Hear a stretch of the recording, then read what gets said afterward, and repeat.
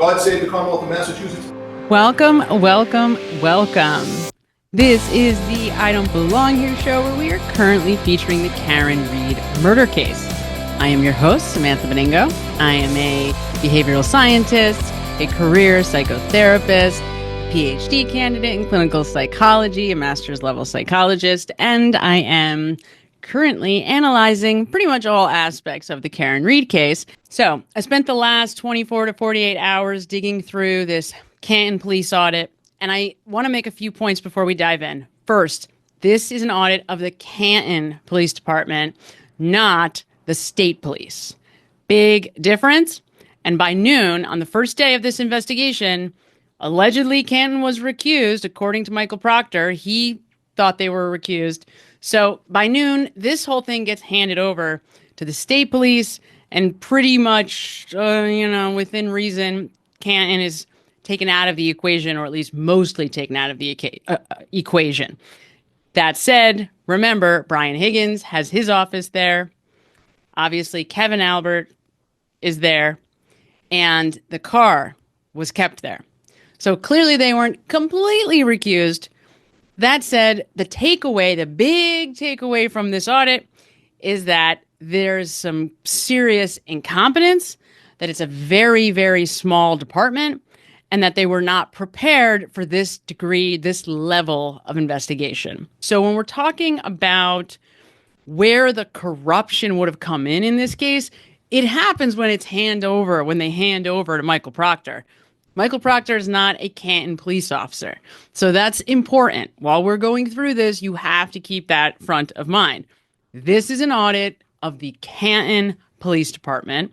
And it happened because the town voted on it and said, yeah, we want an audit. And when they changed the chief of police, she co-signed it and welcomed them in, at least allegedly. I tend to believe that at that point they had no choice. They do also speak to the kind of harassment that the Canton police officers are getting. And I think that part is pretty interesting also. I guess makes sense. I could have probably guessed that was the case. But it is interesting. You get to hear a little bit, some quotes from the actual police officers. The way that they did this was through a lot of interviews. And the interviews were promised beforehand that they would be anonymous. So these people were freer to speak. They also did not, there was no leadership was allowed in any of these interviews. These were conversations that were confidential, anonymous, and promised to not, be punished in any way. So, that does make you think that in all likelihood, they were probably a little bit more incentivized to be honest. Having said that, there's some pretty significant holes in here, and I think you'll see that right away. We're going to jump to page, I think it's 96, where we are going to look at their audit of the way that the John O'Keefe investigation was handled. And then they make suggestions. So let's see.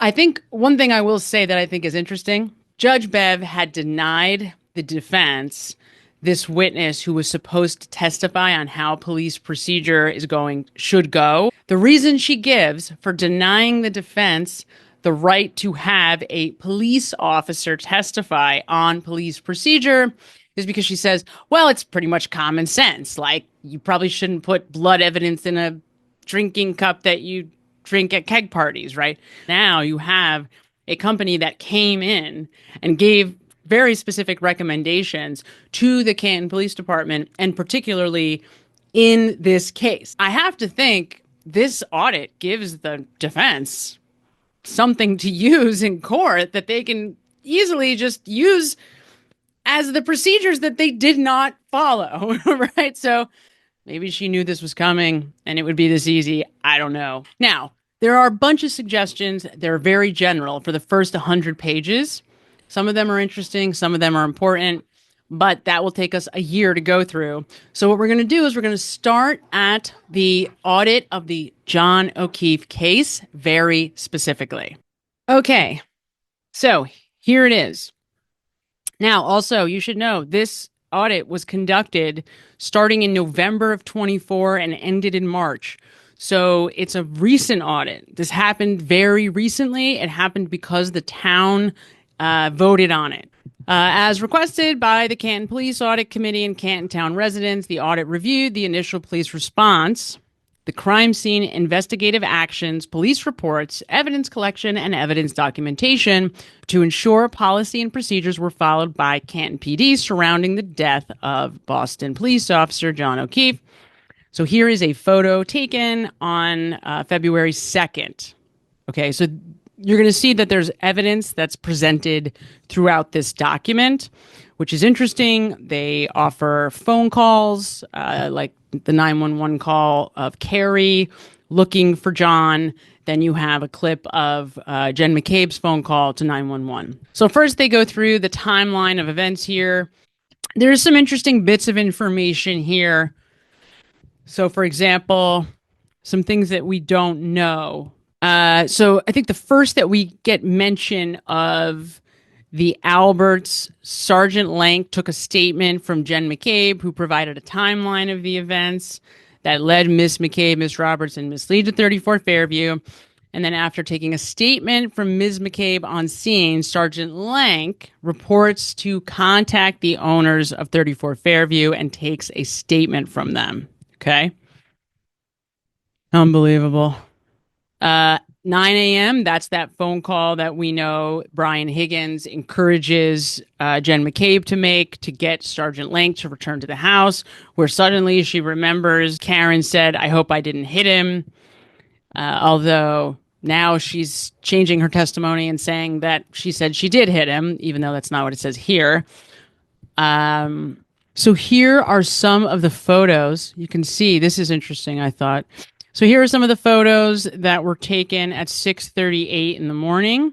This is blood. These are blood droplets here. Notice, I don't know if you're paying attention, but notice how much snow is on the ground. And notice that there are no pieces of red taillight. This is assumingly where John was laying, right? Because there's blood there. So you don't think there'd be any evidence of taillight here? Seriously. I mean, look, we see the ground. You can see the ground through the droplets here, right? That's ground. That's the ground. Do you see any red taillight pieces? Bright red? Here's something else that's interesting. Look at the way that the red shows up with the white background. See that? That helps us to get a sense of how these giant pieces of plastic taillight might look if we could see them. Because this is where the body was laying, and allegedly the taillight pieces were right next to the body.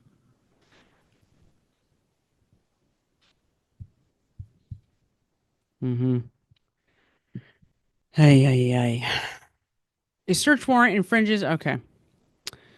So one thing they do say, a search warrant infringes on an individual's Fourth Amendment rights, and there wasn't enough probable cause to enter into the home. But the thing is, they didn't even ask to enter into the home. So whether or not there was a Fourth Amendment right to enter into the home or not, which, by the way, you have to believe that Brian Albert would have known, right? I wonder what he would have said had they asked, had the state police said, "We want to do an investigation." I wonder if he would have said, "No, you have to come back with a search warrant." Would have been interesting. All right, so here we go. The audit team learned from Canton PD that on January 29th, 2024, at approximately 5:45, MSP, Special Emergency Response Team, or CERT, conducted a second search at 34 Fairview. During the search, pieces of a red plastic taillight were recovered, in addition to a Nike shoe. Over the next several days, as the snow melted, numerous taillight pieces were recovered at 34 Fairview Road by investigators informally as they traversed the area. Informally. Approximately 45 pieces in total were discovered. Conditions at the scene of the search were less than ideal. Significant snowfall had accumulated with the center of the street being plowed, pushing snow to the side of the road, which is a very convenient excuse. However, I don't know if you're paying attention here, but not all the taillight pieces were found, right, like on the side of the road. Allegedly, they were found where the blood was, underneath John, by John, on John's shirt, remember? There were little pieces of taillight in John's clothing.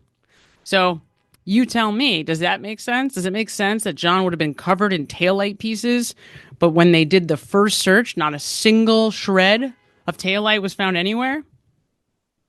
You tell me, does that make sense? It's just so disgusting. On February 4th, look at this. On February 4th, Canton Police Chief Kenneth Berkowitz summoned Sergeant Lang to 34 Fairview to retrieve pieces of what he believed to be part of a red plastic taillight near where John O'Keefe was discovered. It's just so convenient. And that is when Trooper Yuri Buchanan took custody of the evidence. It's just so insane. Canton PD detectives did not have access to evidence collection kits, not in Canton PD vehicles or at the PD headquarters. Yeah. So it wasn't the fact that the weather was bad. They didn't have evidence collection kits. Unbelievable. The audit team found Canton PD did not follow policy and procedure related to evidence collection and preservation. The audit team found that there were no Bureau of Criminal Identification Unit. The audit team found that there were no Bureau of Criminal Identification units initially on the scene, nor were crime scene kits available or used for evidence collection. And according to the Massachusetts Crime Lab, plastic is not recommended for packaging or storing moist or wet evidence items due to the acceleration of the decomposition of biological materials on the evidence. Additionally, no photos were taken of John O'Keefe, so the exact location of his body, was never taken at 34 Fairview Road. Canton PD officers used their personal phones to photograph and video the evidence collection. And pursuant to Canton PD policy, a digital camera or laptop computer should have been used to photograph the crime scene. Canton PD first officer on the scene should have photographed John O'Keefe where he was found before he was moved by fire rescue to the ambulance. Jennifer McCabe and Carrie Roberts should have been interviewed. The interviews should have been recorded at the Canton PD after Mr. O'Keefe was taken to the hospital. Both witnesses accompanied Ms. Reed and drove with Ms. Reed to 34 Fairview Road. Nicole and Brian Albert should have been interviewed at the Canton PD. Both MSP and Canton PD failed to maintain police presence at 34 Fairview Road to maintain the integrity of the crime scene. Both agencies should have coordinated to have an officer maintain a presence at 34 Fairview Road, pending the second search by MSP. The audit team found there was incomplete coordination, requesting all video files in the custody of Canton PD regarding the Canton PD Sallyport camera footage of Karen Reed's Lexus SUV. The vehicle was maintained from January 29th to February 2nd at Canton PD. All video footage maintained at Canton PD's computer systems of Karen Reed's Lexus while it was housed at Canton PD should have been requested and turned over early in the Karen Reed case to lead investigators for any actions should have been requested and turned over early in the Karen Reed case to lead investigators for any action as deemed appropriate. Due to the blizzard conditions on the morning of January 29th and the coordination of personnel, the MSB waited until after 4:45 to begin coordinating a secondary search at the crime scene. Each piece of evidence should be carefully logged and tracked to establish the timeline of its handling. Officers should refrain from using personally owned phones to video or photograph crime scenes. Once evidence is processed, it should be stored in a secure and controlled environment, such as evidence rooms with restricted access. If there is any doubt about the legal requirements, it is essential to consult with the department's legal advisors to ensure the integrity of the investigation. Recommendation 1. increase training opportunities for patrol officers and sergeants to access crime scene management training and witness interview and interrogation training. Recommendation 2. The chief of the investigations division should review all death investigation police reports and ensure all investigative avenues were completed before reports are finalized. Ensure that all documentation is prepared in a format that can be used as evidence in court.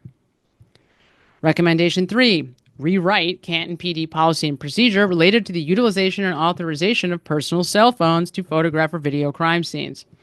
All policies should be changed to require the use of only department-issued and owned cell phones to photograph crime scenes. No use of personal cell phones should be allowed. All sergeant and patrol vehicles should be equipped with full crime scene kits, including bags, sealing equipment, and digital cameras. Department phones should be placed in patrol cars for officers to utilize to document crime scenes. Patrol officers and sergeants advise the audit team that Canton PD has one digital camera at headquarters.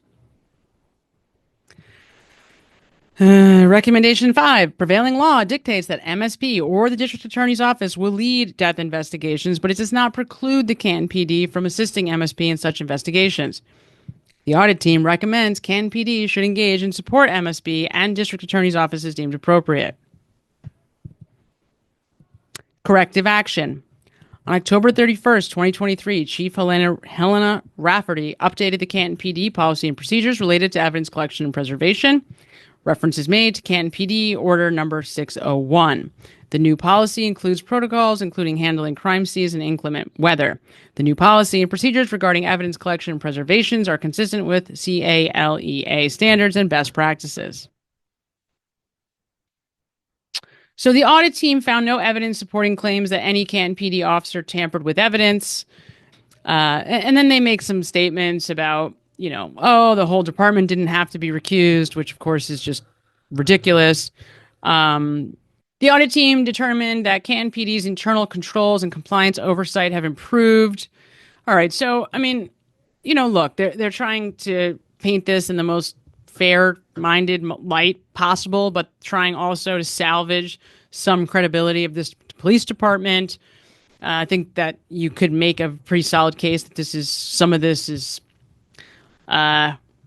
light at best, is how I would say it, or at least, paints it in the most possible, in the best possible light. Is the audit helpful to the defense? Yeah. I think so, right? I also think that any value here is limited because what it does show is that there was incompetency.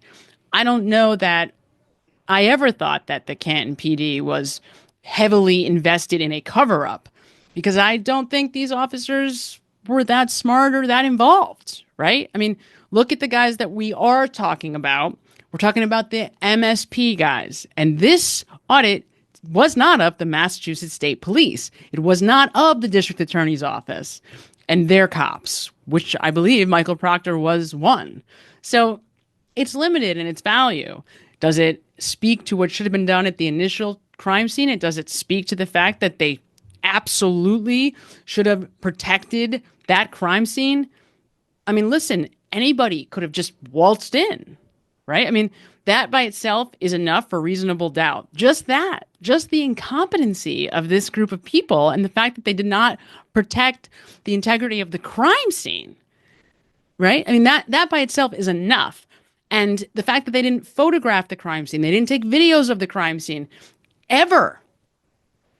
At any point, like nobody takes proper videos. It's like insane. It's insane. No one videos a single interview. No one brings anybody to the police station to do any interview ever.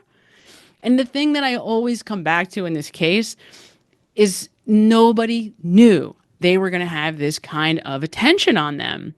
Look, the truth is that these cops have a lot of power. They're these very small communities. They get paid very well, and they probably get away with whatever they want 90% of the time because nobody's paying attention. And now, all of a sudden, you've got the eyes of the entire world on you. And so Yeah, I mean, now you really look horrific. I mean, you look like, number one, the most incompetent group of cops, of local cops ever.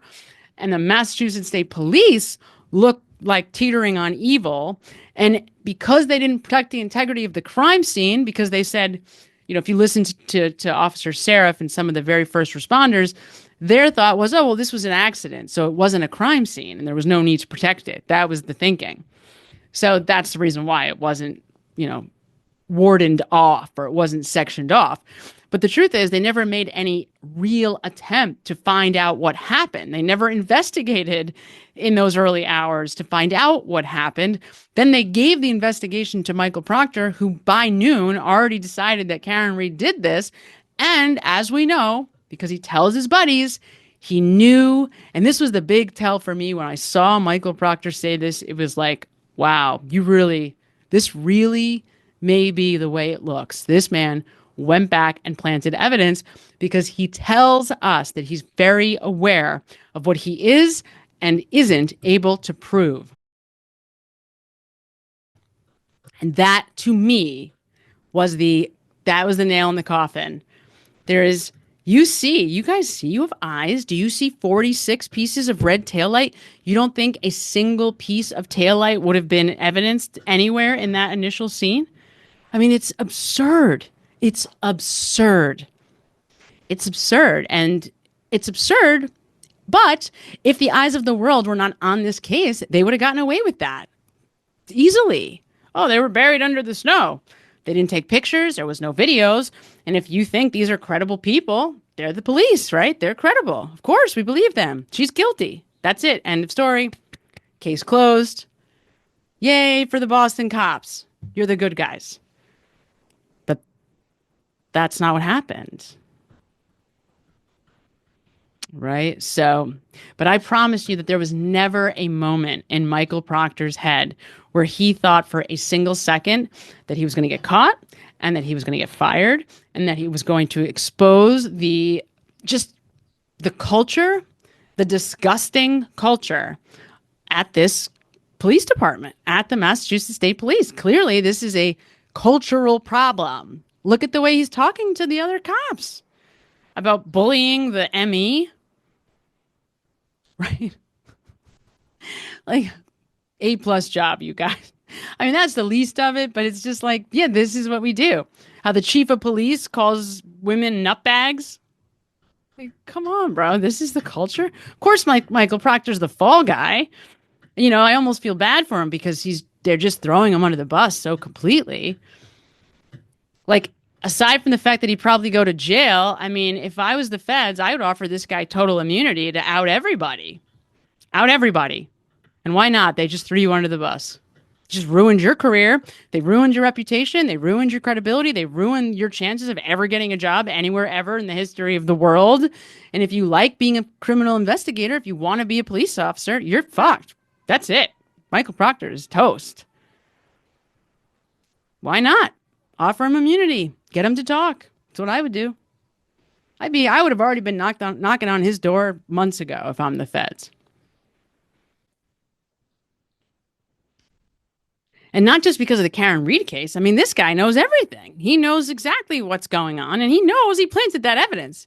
I mean, there's no doubt. Like, you see those pictures. Look at those pictures.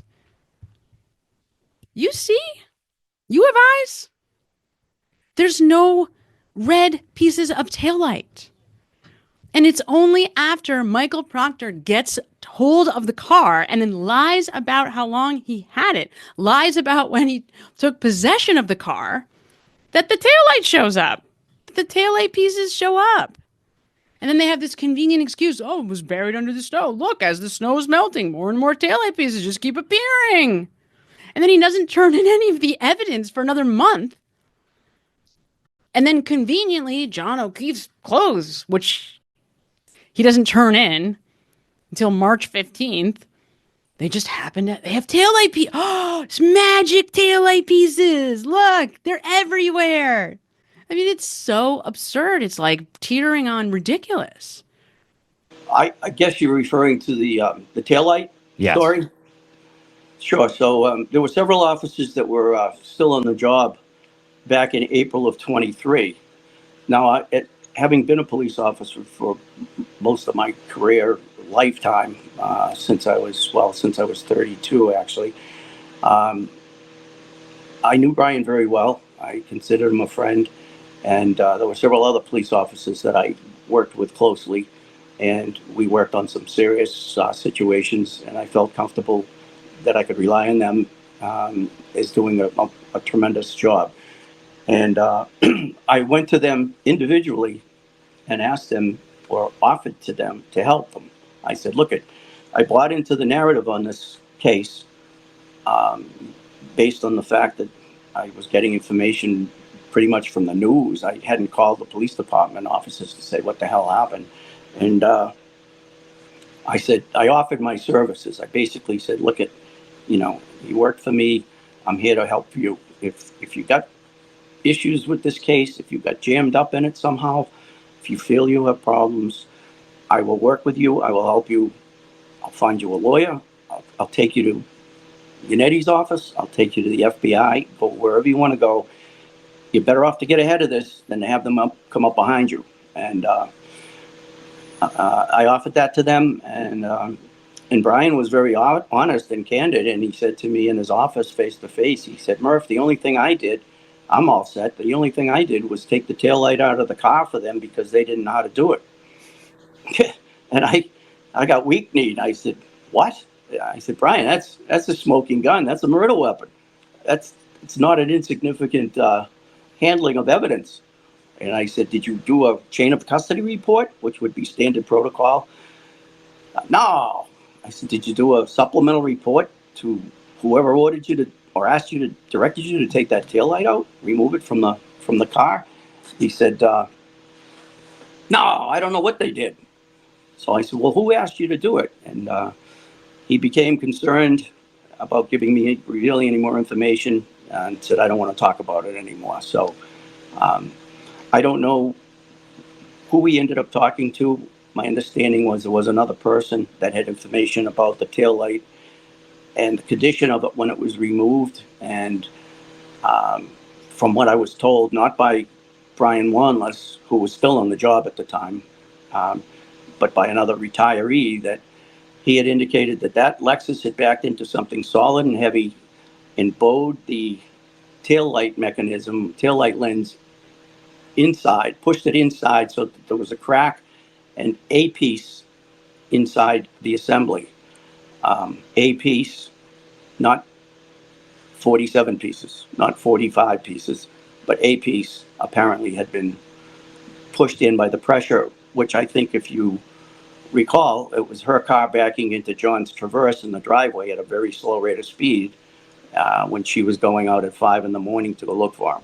And you could see the wheel move on the rear wheel well. You could see that wheel move on the driver's side. It rotated maybe an inch or two. And in my opinion, perhaps later to be disclosed by the experts, that would be when that taillight was damaged minimally. And as officer, was it Barrows? Refresh my memory. That was the police officer from Dighton. Yes. That testified. Yes, it was. I thought he was a very credible witness. He seemed sincere, honest, and his testimony was that taillight had a crack, but sure as hell didn't have 45 broken pieces in it. And it's like, how does anybody look at this with a straight face? I mean, how do you look at this and think, yeah, no, that makes perfect sense. Totally. No, of course. This case is funny because I think everybody has the same reaction when they first hear about it, which is like, oh yeah, okay, yeah, she probably did that. Yeah, okay, they were all drunk. Like, yeah, she probably hit him. But then you start getting more information, and you start hearing like, wait, what? Wait, there were no taillight pieces? Wait, what? Oh, wait, the injuries don't match that of a car accident? Oh, wait, what? Oh, wait, they put the forensic evidence in Dixie cups? The keg cups? Wait, there was a federal investigation and those guys who had no investment whatsoever in this case think it's ridiculous that when you look at this body, it was hit by a car? You mean the family of the lead investigator was really close to the family whose house this guy was found on? And he does tell us in his own words that he's aware that he didn't have any evidence and that he really wanted to bring serious charges on her. And oh yeah, he hopes she kills herself. She's a nutbag, a whack job cunt. Like, oh wait, actually it's pretty feasible that he could have planted evidence. Come on. Come on. All right, there you go. I mean, those are the big takeaways. Is there anything new and extraordinary in there? No, more of the same, but probably some ammunition for the defense. That's cool, particularly because of the fact that Judge Bev denied the ability to bring in a professional police officer who could speak to the fact that this investigation was garbage. So I guess they can just impeach them now with this. That's cool. All right, you guys. That's it for me. I hope that was helpful. We'll see you again soon. God save the Commonwealth of Massachusetts.